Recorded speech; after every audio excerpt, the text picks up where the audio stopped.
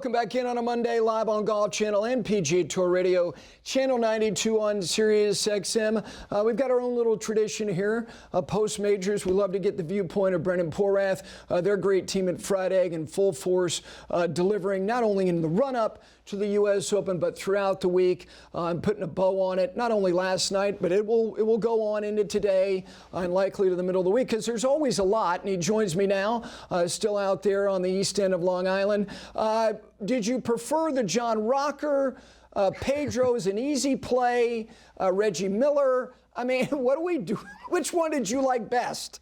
It's absolutely John Rocker. As a child of the 90s, early 2000s, I did not expect to get a John Rocker reference this early on a Monday morning to start the week. I didn't expect Wyndham Clark to be the subject of things similar to what those athletes who came to the greater New York area experienced in their careers. Let me ask you about all the different elements, and whether it be the shots, the moments, the things that together will stand up for you as far as how he won and what he went through to win. Yeah, it will be a memorable day, and we've alluded to the crowd. You alluded to the crowd quite a bit in the opening. That was a part and parcel of it. For me, you know, the monumental task of winning a U.S. Open with that lead that he had, right? There's only a couple outcomes. Either it's this Greg Norman type slow bleed out or historic choke, right? Or you do what you're supposed to do, convert and win when you have that kind of lead. So to start with that mental position, or to start with those expectations and those outcomes, then you add on that it's a U.S. Open, a major championship Sunday. Then you add on that it's Shinnecock Hills at the final day when they've allegedly firmed it up and tuned it up to be as intense an examination as we get in golf. We know Shinnecock can be the most exacting, perhaps sometimes over the line championship test we have. Then you add in the crowd that was rooting against him from the jump, really from I watched his warm up. I watched his putt out on the putting green, walk up to the first tee with Scottie, and they were all for Scottie, rooting him on Scottie. Then by the first hole, it was cheering Wyndham missed shots or Wyndham misplays. And so to think that you have to do that for 4+ hours, all of those elements put together, that is probably, I guess it could have been 100 degrees. That might have added another element for all the way to the last putt. He has to lag that on 18. He has to hit it dead, and he does. It was there. The cushion was gone. And to have to combine through all those elements to get across the line to win your major, that was one of the more impressive performances that I will see in terms of mental and physical pull. It was a 73. It wasn't the best round of his week, but based on what he had to go through to get across the line, it's hard to imagine maybe a physical ailment or something, an injury to overcome, some sort of set of circumstances to get through to win the major that I can recall. It's as exacting and as challenging as you will face. You know, Brendan, there were moments yesterday in the 73.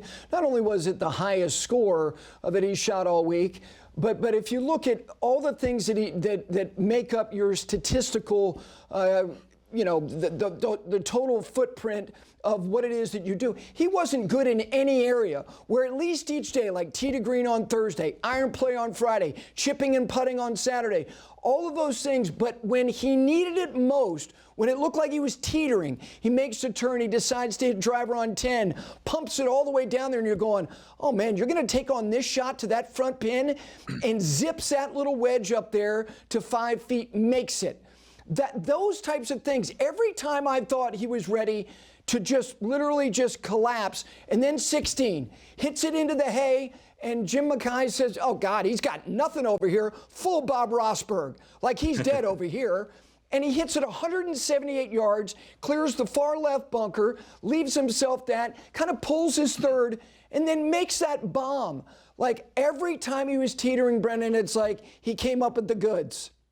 Yeah, I think the shot on 10 for me will absolutely be the one that, hey, he's righting the ship here, course correcting. It was one of the best shots of the tournament. I love that it happened on that hole. That hole was sort of the showpiece and all the preview materials. And then as the week progressed with the various wins we got at that location, the various pin positions, they kept challenging, pushing it more towards the back. This one was on the front on Sunday. That was the showpiece hole, a fabulous hole. I think that shot on 10 took some real stones to pull off. We saw him on 5 On 5, he went over the back, right? And he said that was the moment where he really started to get frustrated and a little uneasy for the first time this week. He leaves it short on the back on 5. It rolls back to his feet.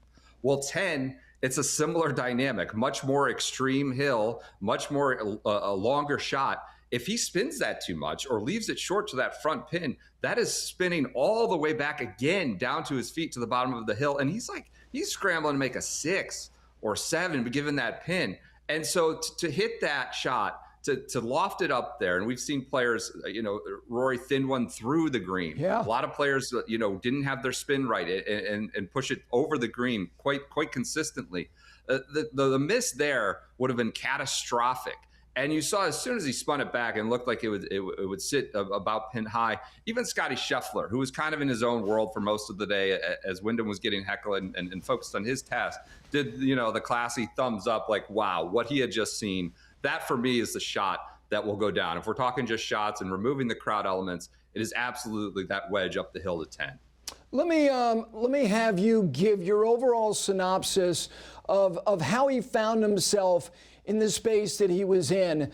I think there's personally, I think there are a lot of layers to why it built to him being, kind of cloaked in martyrdom by the end of the round. Like, what are we doing here? Why do you think it became what it became?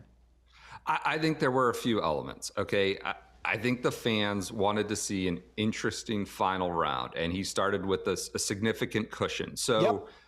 Subconsciously, maybe you're rooting for, can he drop a few shots and come back to make this interesting? That's one.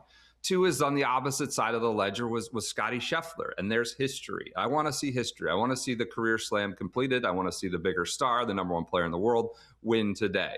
So you have looking for interest. The opposite or the other potential outcome is history. And then that's rooting for kind of him to come back a little bit subconsciously, or maybe, in your head.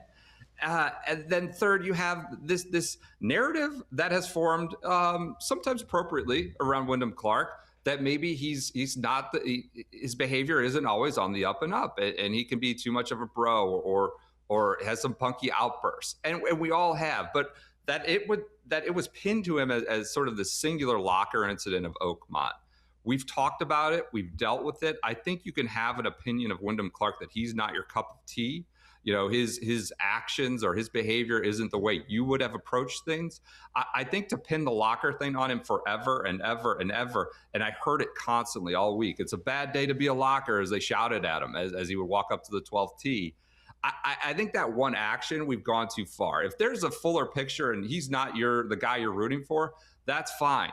But to see, I would say the large margin, Scottie as an option, and then sort of the Wyndham, the narrative that has developed around Wyndham, and that quite frankly, it's online, it's on Twitter, it's on podcasts, it's in various articles and coverage areas, that all combined together from the jump for a very clear and unmistakable rooting against Wyndham. Now, I said repeatedly, in your head, this was vocalized. I think acting out on it is a little weird and over the line. And we've seen this it's not just sports, all arenas where, the things you say on social media have been eroded now come into real life. There was that notion, it was like, you can tweet it, but you wouldn't say it to my face. Well, we've started to now say it to each other's faces. And it's not just sports, it's politics, it's all these different arenas. And I couldn't believe it. It was an American trying to win the U.S. Open and to act out on it, you could root for Scottie. You could be there. I want Scottie to be constantly heckling, it was hostile, right? It was hostile. It was active. Get in the bunker, repeatedly chants over and over.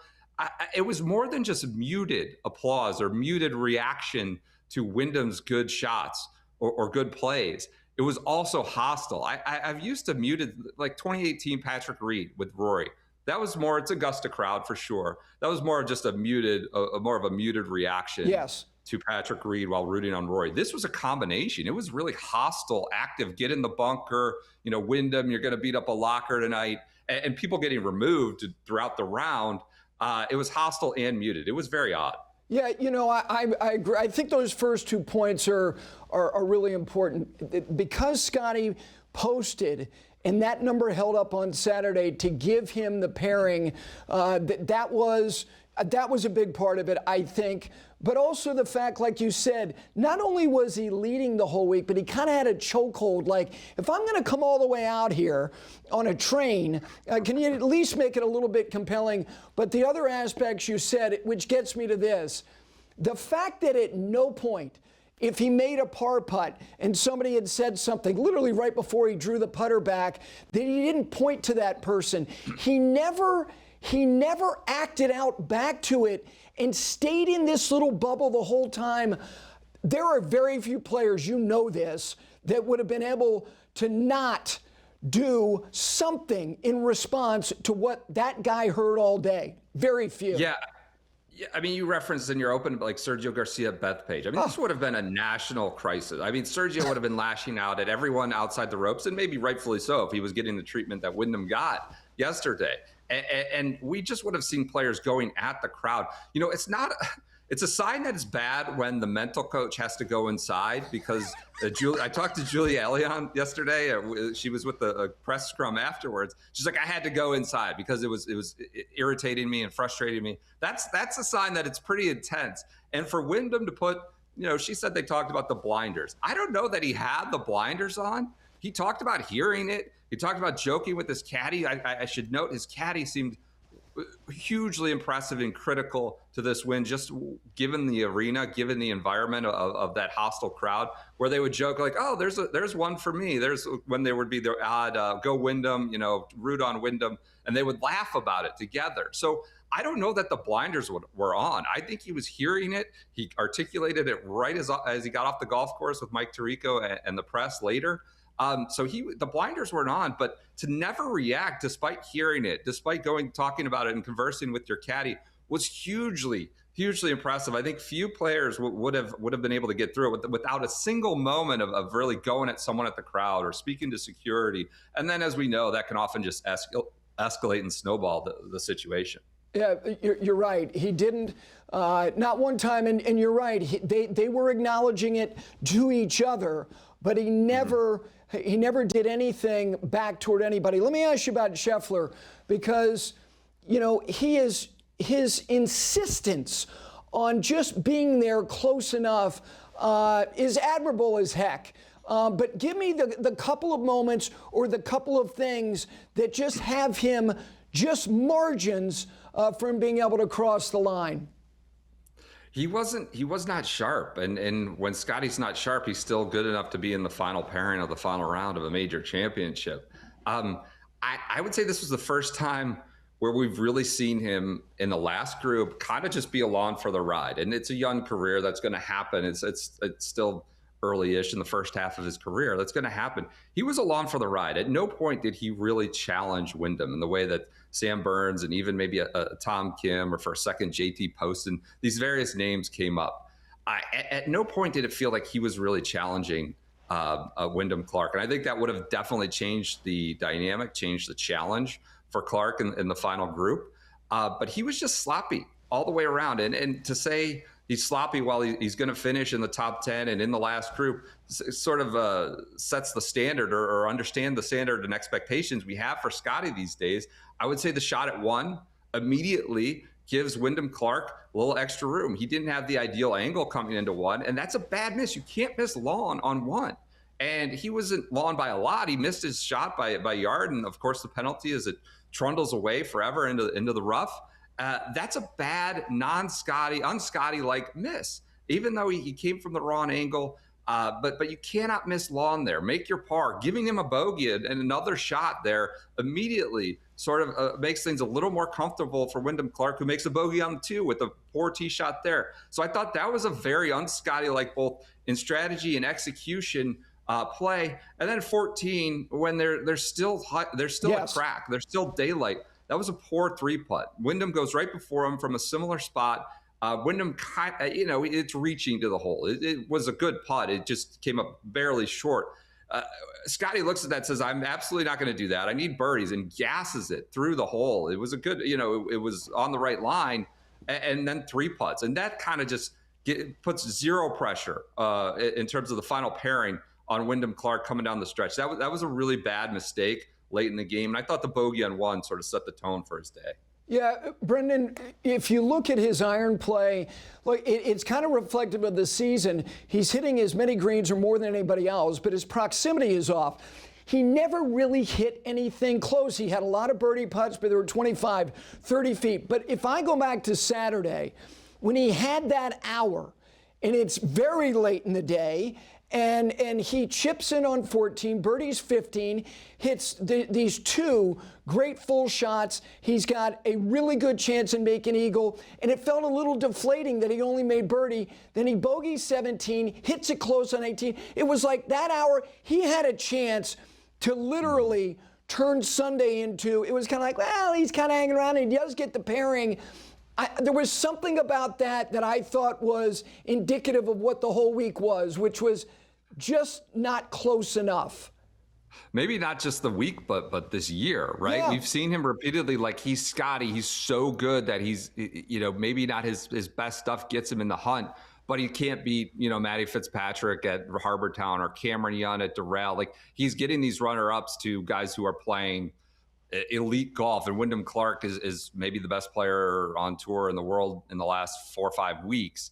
He's playing well enough, but not good enough to get across the line against guys who are at their best. And so I thought that, you're right, Saturday night was huge. It's good to call that out. Missing the putt on 18 when he has this chance to kind of swing the momentum, change the overnight, what you're sleeping on lead or what you're facing tomorrow for Wyndham Clark was also critical. But that's sort of not just the week, but the year, I think, where he's very good, but like the preceding 2 years, he's not getting across the line. It's not maxing out. And the players who are at that best, it's their best. It's not enough to beat those guys. It's good for runners up. It's good for top fives. And that has to be a frustrating space given what he's done in the last few years. All right, the USGA, we give this thorough review of how well did they do. And we are sensitive to the score, the setup of this major more than the other three. It's not even close. The Masters, we just say, thanks, we'll see you next year. I mean, that's the way that it is.